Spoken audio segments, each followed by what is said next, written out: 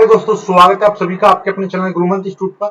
आज का ये video BSc first semester physics का है। फिजिक्स में हमने इससे पहले ये रोटेशनल काइनेटिक एनर्जी आपको कराई थी, घूर्णन गतिज ऊर्जा, एक क्वेश्चन भी आपको कराया था। तो आज हम करेंगे किसी आनत तल पर। आज का जो टॉपिक है हमारा, और ये लास्ट है इस दूसरी मैकेनिक्स की दूसरी यूनिट का, ये लास्ट टॉपिक है।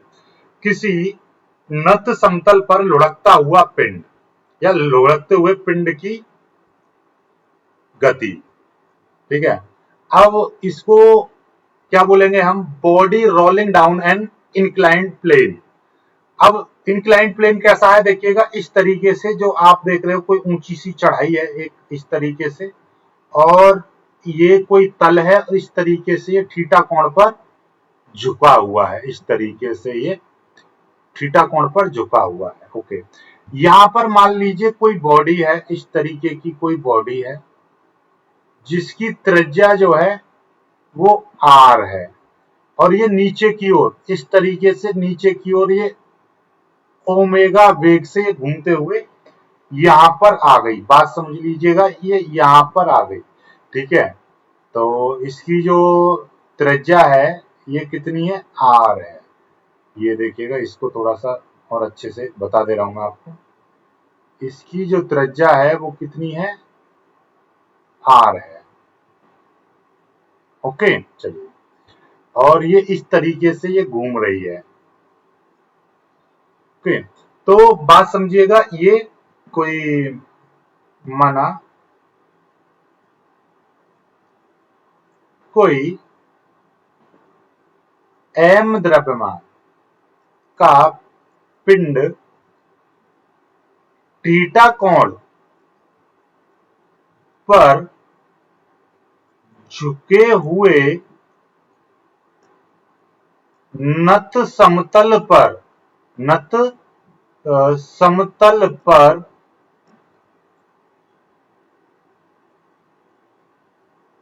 कोणीय वेग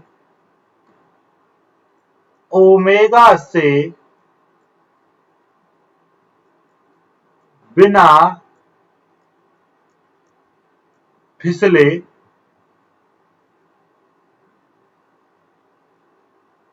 लुढ़कता है। देखो, यहाँ पे एक कंडीशन जरूर लगानी है, बिना फिसले लुढ़कता है।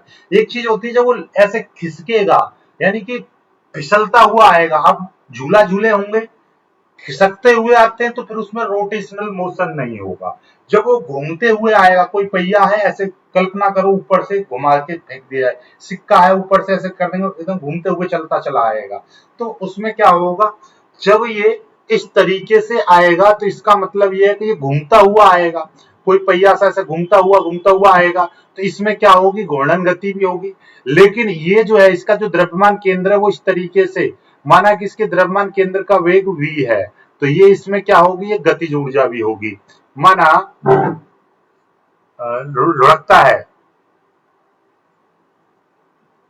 तब पिंड में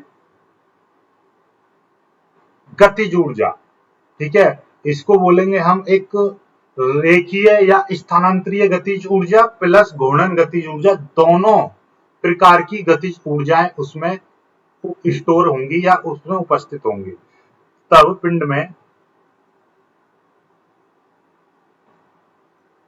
दो गतिज ऊर्जाएं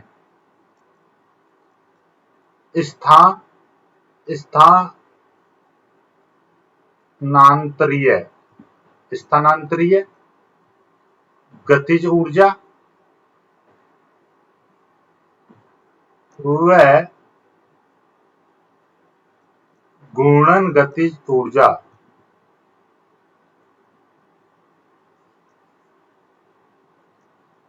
होगी। तो भैया, इसमें जब ये घूमेगा तो इसकी जो स्थानांतरीय गतिज ऊर्जा, स्थानांतरीय गतिज ऊर्जा के ट्रांसलेशनल के ट्रांस लिख दे रहा हूं, वो कितनी होगी? 1/2 mv², जहां v पिंड के द्रव्यमान केंद्र का वेग, द्रव्यमान केंद्र का रेखीय वेग है। यह पिंड के द्रव्यमान केंद्र का रेखीय वेग है। ठीक है, आगे घूर्णन गतिज ऊर्जा,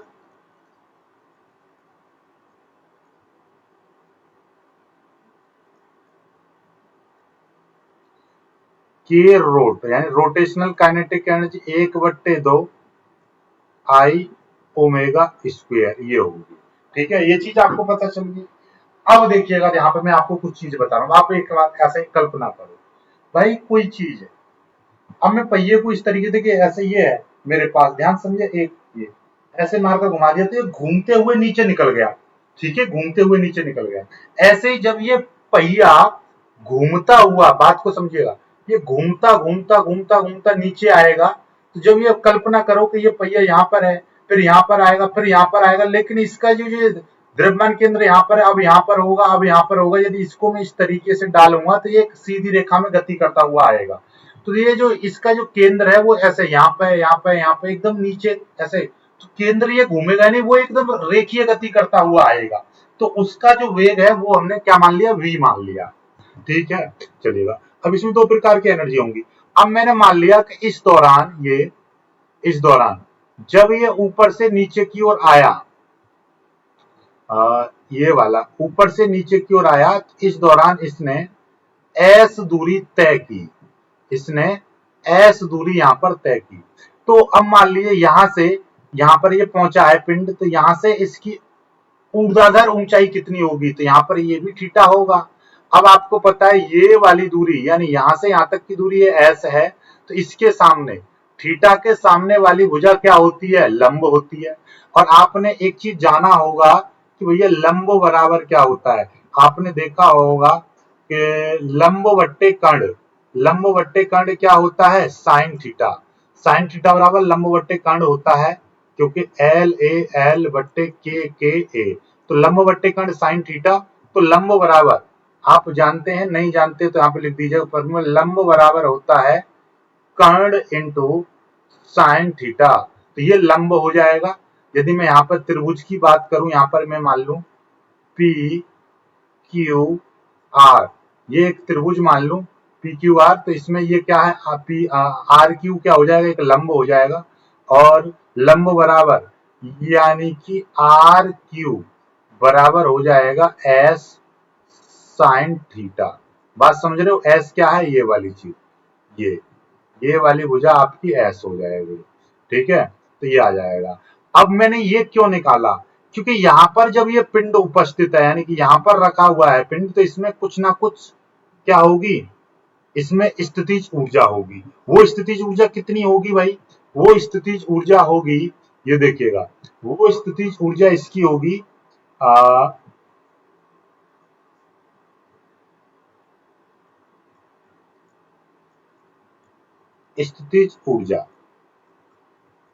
स्थितिज ऊर्जा कितनी होगी, नॉर्मली स्थितिज ऊर्जा का फॉर्मूला होता है mgh। तो ये कितनी हो जाएगी, कैपिटल M G, और H की जगह पर क्या आएगा, H की जगह पर ये दूरी काम करेगी, कितनी, ऊर्ध्वाधर ऊंचाई, यानी कि S साइन थीटा। ये S साइन थीटा, ये वाली दूरी आपकी काम करेगी, ये वाला S। ठीक है, ये यहाँ पर मैं मिटा दे रहा हूँ, इसको लिख दे रहा हूँ एस साइन थीटा, ये वाली दूरी यहाँ पर काम करेगी। बात समझ में आई। अब ध्यान से समझिए, स्थितिज ऊर्जा तो घटती रहेगी, यानी स्थितिज ऊर्जा में कमी होगी, और इन गतिज ऊर्जाओं में क्या होगी, वृद्धि होगी। क्योंकि ऊपर से जब आएगा, एस दूरी तय कर लेगा, तो ये लगातार इसका वेग बढ़ेगा नीचे की ओर, और ऊंचाई घटती जाएगी। बात समझिएगा, यदि मैं कह रहा हूं, देखिएगा यहाँ पर कोई चीज रखी हुई है, इसकी कुछ हाइट है, अब यहाँ पर रखी हुई है, इसकी हाइट कम हुई, यहाँ पर आई इसकी हाइट और कम हुई, यहाँ पर आके और कम हुई, और यहाँ पर बिल्कुल इस तरीके से मैं बना दूं, तो यहाँ पर ये हाइट कैसी होगी, ये ज्यादा होगी, ये H1 ज्यादा होगी, H2 उससे कम होगी, H3 और कम होगी, और H4 और कम होगी, और यहाँ पर तो बिल्कुल नीचे आ गया। तो इस तरीके आनत तल है, तो इसका मतलब ये ऊंचाई, और जो आपकी स्थितिज ऊर्जा होती है mgh, तो h का मान जितना ज्यादा होगा तो ये स्थितिज ऊर्जा का मान भी ज्यादा होगा। तो इस h जैसे जैसे घटती जाएगी वैसे वैसे क्या होता जाएगा, स्थितिज ऊर्जा कम होती चली जाएगी। लेकिन जैसे पिंड यहाँ से ऊपर से चलना प्रारंभ करेगा, नीचे नीचे आएगा तो उसका वेग बढ़ता जाएगा। तो इसका मतलब क्या है, ऊपर से नीचे आने में वेग बढ़ेगा तो उसकी काइनेटिक एनर्जी बढ़ेगी। तो मतलब ये है कि जितनी काइनेटिक एनर्जी उसकी बढ़ेगी उतनी ही क्या हो जाएगी, स्थितिज ऊर्जा कम हो जाएगी। तो इसका मतलब ये है कि भैया इसमें जो ये वाला गतिज ऊर्जा में जो कमी होगी वो गतिज ऊर्जा में वृद्धि होगी। गतिज ऊर्जा में वृद्धि स्थितिज ऊर्जा में कमी के बराबर होगी। स्थितिज ऊर्जा में कमी के बराबर होगी। तो भैया ये कितनी है, गतिज ऊर्जा कितनी हो जाएगी, टोटल गतिज ऊर्जा हो जाएगी 1/2 m v square plus 1/2 I omega square equal to, और ये कितनी है m g s sine theta. Okay, कोई दिक्कत नहीं है। अब आपको पता है ओमेगा, क्योंकि v बराबर होता है r ओमेगा, तो ओमेगा बराबर हो जाएगा v अपॉन r। लेकिन r यहाँ पर क्या है, कैपिटल R। उसकी त्रिज्या कितनी मानी है मैंने, त्रिज्या यहाँ पर देखिएगा, त्रिज्या कितनी मांगी है, इस पिंड की त्रिज्या r मानी है। तो भैया ओमेगा, ओमेगा बराबर क्या हो जाएगा, ओमेगा बराबर हो जाएगा v अपॉन कैपिटल R इस फॉर्मूला के अकॉर्डिंग। तो 1/2 m v अपॉन क्या हो जाएगा, v सॉरी ओमेगा बराबर क्या हो जाएगा, ओमेगा ये तो यहाँ पर v स्क्वायर हैगा, इसमें कोई वो नहीं करना है, ये तो v स्क्वायर है प्लस 1/2 I ओमेगा का स्क्वायर, यानी कि ये ओमेगा बराबर v अपॉन r है, ओमेगा का स्क्वायर करूंगा तो ये भी हो जाएगा v square upon r square. इसलिए इस ओमेगा की जगह पर हो जाएगा v square upon r square equal to, ये है mg(s) और ये हो जाएगा साइन थीटा। अब इसमें से 1/2 m और 1/2 v स्क्वायर, 1/2 और 1/2 v स्क्वायर यहाँ से मैं कॉमन ले लूंगा। और सॉरी एक चीज और, आई बराबर, आई का मान भी होता है, आई का मान होता है एम के स्क्वायर होता है, एम के स्क्वायर होता है। इसलिए मैं यहाँ पर आई का मान भी रखूंगा। देखिएगा आई का मान कितना हो जाएगा, एम के स्क्वायर इंटू इसका मान क्या हो जाएगा, v square upon r square. अब इसमें से मैं कुछ कॉमन ले लूंगा, कॉमन क्या दिखाई दे रहा है, 1/2 m दिखाई दे रहा है और वी स्क्वायर दिखाई दे रहा है।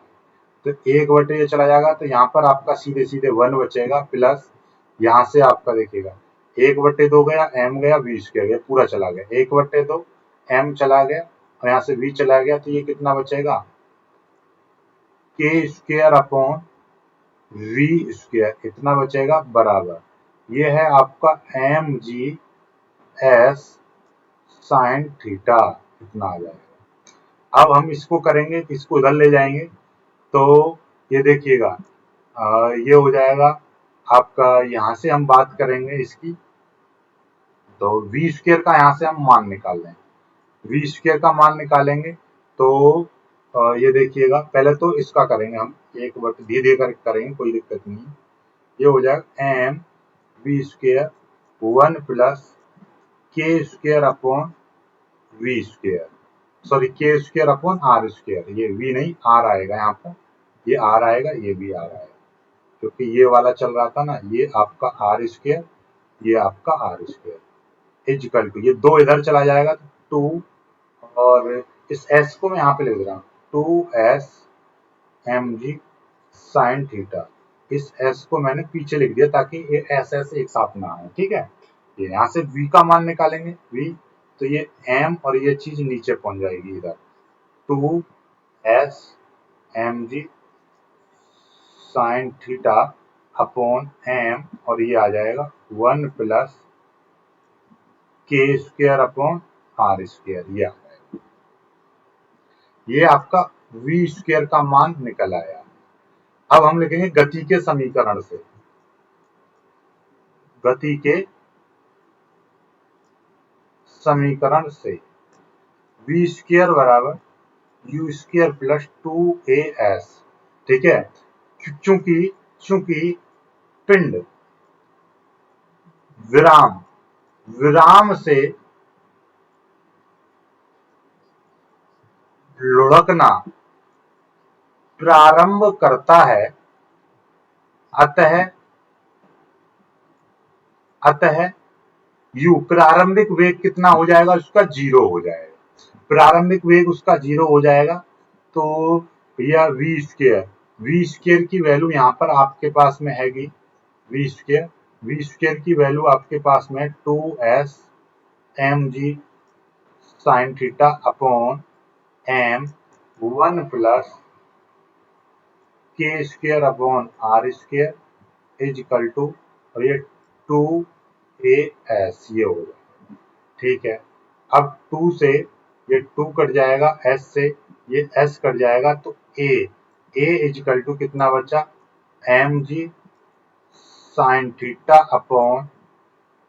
अपॉन अरे ये कैपिटल M था, ये कैपिटल M था, mg साइन थीटा देखिएगा, mg साइन थीटा ये M था, तो ये M से तो M ये कट ही जाएगा ना, M ये M था, तो यहाँ पर आपने ये वाला M था, तो यहाँ से आप देखेंगे इस M से ये वाला M काट दो, चलो यहाँ पे भी ना काटो, यहाँ पे भी ना काटो, इसको काट पीट यहाँ पे मत करो, ये आ जाएगा, ये सारी चीज नीचे आ जाएंगी, और यहाँ पर ये कट जाएगा, ये वाला M से ये वाला M कट जाएगा।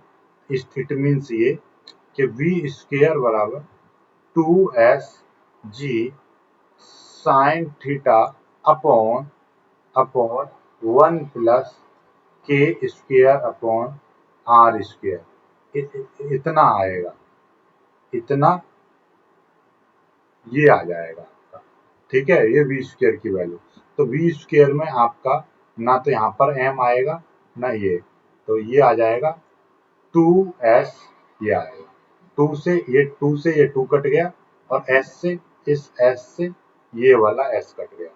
तो अब a की जो वैल्यू है, a की वैल्यू यहाँ से निकालेंगे, a बराबर कितना आ गया, g sign theta upon 1 plus k square upon r square, ठीक है। इसका मतलब ये हो गया कि भैया ये जो आनत तल है, ये जो आनत तल है,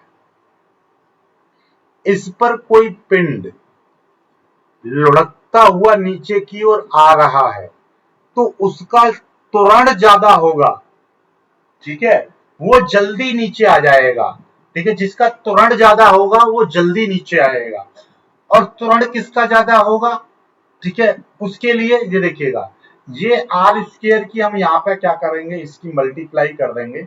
यदि मैं इसको यहाँ पर थोड़ा सा और सॉल्व करूं, देखिए यहाँ पर यदि मैं इसका इस तरीके से मैं सॉल्व कर रहा हूं कि a इज इक्वल टू जी, और यहाँ पर है साइन थीटा अपॉन, नीचे देखिएगा, इसको हम यदि यहाँ पर क्या कर रहे हैं, इसको सॉल्व कर रहे हैं इसकी, अब k और r की तुलना में, जो देखिए ऐसा करो, यहीं पे समझ लो, यहीं पे मैं आपको समझा कि सीधी सीधी बात है, ऊपर कोई भी चीज है, यहाँ पे है 10 में यदि मैं 1 का भाग करूंगा तो ये 10 ही रहेगा ऊपर की वैल्यू, यदि इस 10 में मैं 2 का भाग करूंगा तो ये 5 हो जाएगा, या 10 में यदि मैं 4 का भाग करूंगा तो 2.5 के समथिंग समथिंग आएगा, और यदि मैं इस 10 में 5 का भाग करूंगा तो 2 ही आएगा। तो इट मीन्स ये कि जैसे जैसे 1 से ज्यादा मान होगा तो ये वैल्यू 1 का मान, ये नीचे का मान 1 रहेगा, तो ये वैल्यू सेम सेम आएगी ऊपर वाली। लेकिन जैसे जैसे नीचे का मान 1 से बढ़कर 2 हुआ, ऊपर वाला मान घट गया। ठीक इसके विपरीत यदि 10 की जगह पर मैं आधा लूंगा, आधा पॉइंट हटाऊंगा, ऊपर 0, ऊपर हो जाएंगे 100, नीचे हो जाएगा 5, 5 का भाग करूंगा तो ये हो जाएगा 20। तो 10 से 10 था, 10 में यदि मैंने आधे का भाग किया 10 में, अब आधे का मतलब 1/2 तो 2 की मल्टीप्लाई हो जाएगी तो ये 20 हो जाएगा। 10 में यदि 1/4 का भाग करूंगा तो ये 40 हो जाएगा। तो इसका मतलब ये है कि ये वाली जो टोटल वैल्यू है, ठीक है, यदि मुझे ए का मान ज्यादा करना है, ए का मान ज्यादा करना है तो ये वाली वैल्यू कम से कम रहनी चाहिए, कम से कम रहनी चाहिए, क्योंकि जितनी कम रहेगी उतना ये वाली वैल्यू बढ़ेगी। जब ये बढ़ेगी तो इसका मतलब ये ए का मान बढ़ेगा। और ये वाली कम करने के लिए मुझको क्या करना पड़ेगा कि ये वाला 1 है, ठीक है, तो इसका मतलब क्या है कि ये वाली वैल्यू कैसी होनी चाहिए, ये नेगेटिव तो आएगी नहीं, तो ये वाली वैल्यू लगभग 0 के बराबर होनी चाहिए। लगभग 0 के बराबर कब होगी कि के का मान आर की तुलना में बहुत बहुत या बहुत बहुत बहुत बहुत कम रहना चाहिए। यानी रेडियस ऑफ गायरेशन का मान इस पिंड की त्रिज्या के अकॉर्डिंग बहुत कम होना चाहिए, यानी कि आर का मान बहुत ज्यादा होना चाहिए। आर का मान यदि जितना ज्यादा होगा उसका जो त्वरण है वो उतना ही ज्यादा होगा।